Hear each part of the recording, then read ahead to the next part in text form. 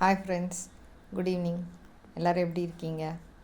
10 நாள் கழித்து தாமதமாக அடுத்த ஒரு வீடியோ போடுறேன். ரொம்ப தாமதம், ஸோ சாரி. இந்த வீடியோவில் ஒரு வித்தியாசமாக நம்ம செயல்படணும் அப்படின்றத பற்றி ஒரு சின்ன விளக்கம் தரேன். எல்லாரும் டெய்லி என்ன பண்ணுறாங்க? காலையில் எழுந்திருக்கிறாங்க, வேலைக்கு போகிறாங்க, சம்பாதிக்கிறாங்க, சாப்பிட்றாங்க, தூங்குறாங்க. ஸோ இது எல்லாருக்குமே ஒரு ஆஸ் யூஷுவல் ரொட்டீன் ஒர்க் ஆயிடுச்சு.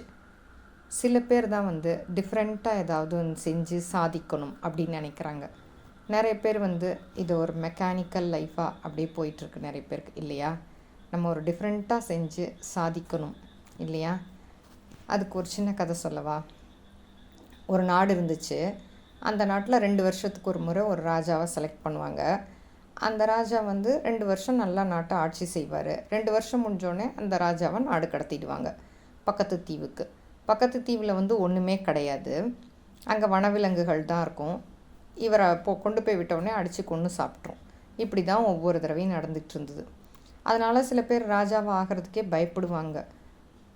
ஆனால் யாருக்கு வேணாலும் அந்த ஆப்பர்ச்சுனிட்டி தருவாங்க, யார் வேணாலும் ஆகலாம். ஆனால் அது மாதிரி ஆகிறதுக்கு நிறைய பேருக்கு பயம். ஒருத்தன் வாலண்டியராக நான் ராஜாவாகிறேன்னு வந்தான். அவனை ராஜாவாக்குனாங்க. நல்லா 2 வருஷம் நல்லா சூப்பராக நாட்டை ஆட்சி செஞ்சார். ஆட்சி செஞ்சதுக்கப்புறம் அந்த ஆளை நாடு கடத்துகிறாங்க. அந்த ராஜாவை நாடு கடத்தும்போது அவர் எல்லார்ட்டையும் சிரிச்சுக்கிட்டே சந்தோஷமாக போகிறார். மக்கள் எல்லாருக்கும் ஒரு ஆச்சரியம், என்ன நாடு கடத்துகிறோம், இவர் சிரிச்சுக்கிட்டே போகிறாரு இந்த மன்னன் அப்படின்னு சொல்லிட்டு. ஆனால் என்ன நடந்தது அப்படின்றது அவருக்கு தான் தெரியும். என்ன, 2 வருஷமாக இவர் ஆட்சியில் இருக்கும்போது கொஞ்சம் மக்களை யாருக்கும் தெரியாமல் அங்கே கொண்டு போய் இறக்கி அந்த பக்கத்தில் அந்த குட்டி தீவை சுத்தம் பண்ண வச்சு வனவிலங்குகள்லாம் ஒரு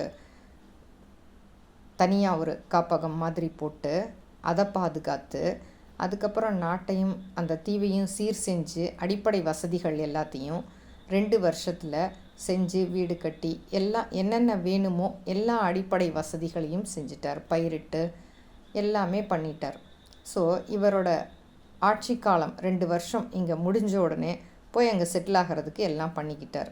இந்த யோசனை இதுக்கு முன்னாடி ஆட்சி செஞ்சவங்க யாருக்குமே வரலை. இவர் மட்டும் அதை தனியாக, சாதாரண மனுஷன் தானே, எல்லாருக்கும் யோசனை சக்தி அப்படிங்கிறது இருக்குது இல்லையா? ஆனால் இவர் மட்டும் அதை அந்த மாதிரி யோசித்து தனித்துவமாக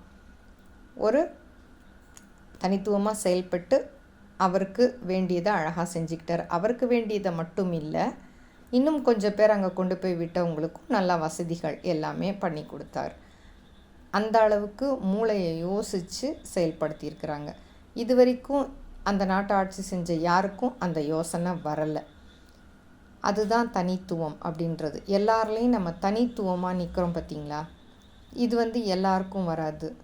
ஆனால் யோசித்தா வரும். அதுக்கு யோசிக்கணும். தினம் நம்ம பாட்டுக்கு ரொட்டீனாக ஒரு ஒர்க்கை செஞ்சுட்டு எல்லார மாதிரி போயிட்டே இருந்தோம்னா அதில் ஒன்றுமே இல்லை. நாடு நம்ம பேரை உச்சரிக்கணும் அப்படின்னா அதுக்கு ஒரு தனித்துவமாக ஏதாவது ஒன்று பண்ணி எல்லாருதுலேருந்தும் டிஃப்ரெண்ட்டாக, எல்லோரும் பண்ணுற மாதிரி இல்லாமல் ஒரு டிஃப்ரெண்ட்டாக பண்ணி பேர் வாங்கணும், இல்லையா? வெற்றி தோல்விகள் எல்லாருக்கும் பொது தான். எல்லாருமே வெற்றி தோல்விகளை கண்டவர்கள் தான். தோல்வி கண்டா அழறதும் வெற்றி கண்டா குதிக்கிறதும் அது செய்யாமல் வெற்றி கண்டாலும் சந்தோஷமாக இருக்கணும், தோல்வி கண்டாலும் துவண்டு போகும் மனம் இருக்கக்கூடாது. தோல்வி நம்மளை செதுக்கிறதுக்கு அமைகிறது தான். அதனால் தோல்விகளை கண்டு பயந்து துவண்டு போகாமல் இருக்கணும். வெற்றி வேண்டுமா, போட்டு பாருடா எதிர்நீச்சல், அப்படி தானே? எதிர்நீச்சல் போட்டு வெற்றி அடையணும், இல்லையா? ஸோ எல்லோரும் டிஃப்ரெண்ட்டாக திங்க் பண்ணுங்கள், டிஃப்ரெண்ட்டாக செய்யுங்க, பேர் நல்லா வாங்கணும், இல்லையா? செஞ்சு பாருங்கள். நம்ம செய்கிற ஒர்க்கையே ஒரு டிஃப்ரெண்ட்டாக செஞ்சோம்னா எல்லாருக்கும் நம்மளை பற்றி ஈஸியாக ஐடென்டிஃபிகேஷன் கிடைக்கும்.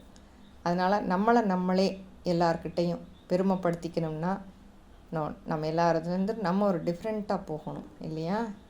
பாய். பிடிச்சிருந்தா லைக் பண்ணுங்கள், ஷேர் பண்ணுங்கள், சப்ஸ்கிரைப் பண்ணுங்கள். அன்புடன் சார்.